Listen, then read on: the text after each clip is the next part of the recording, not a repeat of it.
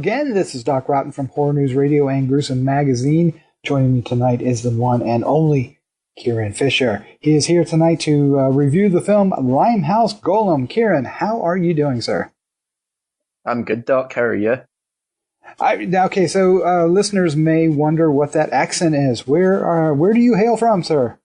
I am from Scotland. So tell us a little bit about a Limehouse Golem.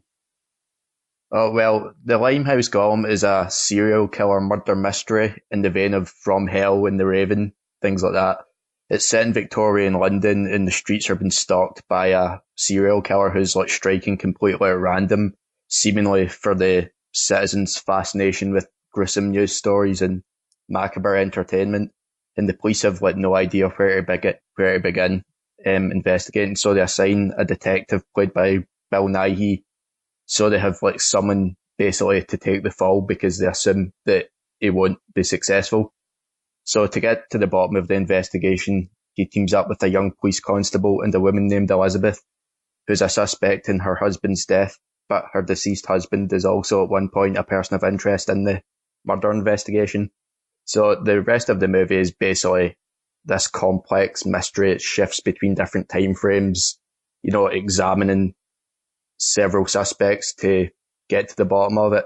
And some of the suspects also include real-life historical figures like Karl Marx, the Victorian author George Gissing, who some people mostly know from the Netherworld novel, and Dan Leno, who was a famed entertainer back in the 1800s, and who the novel that this was originally based on is named after.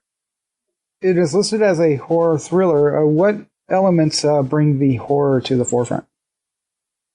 Well, it's mostly a crime thriller, but the horror elements are really emphasised through the use of gruesome gore, which is pretty gnarly. There's some really, really cool set pieces with, several body parts splattered everywhere. So that's really where the horror comes in. It doesn't hold back when it comes to the good stuff. It doesn't hold back. That's excellent. So how does this film fare for horror fans? Is it something you would recommend? Yeah, I would absolutely recommend it. As I said, if you're a fan of movies like From Hell, starring Johnny Depp, or The Raven, which was based on the Edgar Allan Poe story, then that's where its audience definitely lies. It's definitely more in the vein of like a detective mystery, but it's in the horror realm as well. Hi, and we should say that the director is Juan Carlos Medina. The cast includes Olivia Cooke, Eddie Marsan, Bill Nighy, and Douglas Booth.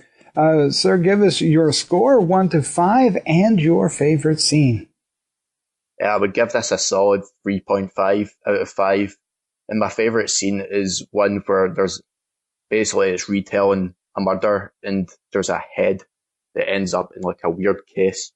I don't want to spoil it. It doesn't really show the murders like graphically on screen, but you see the aftermath.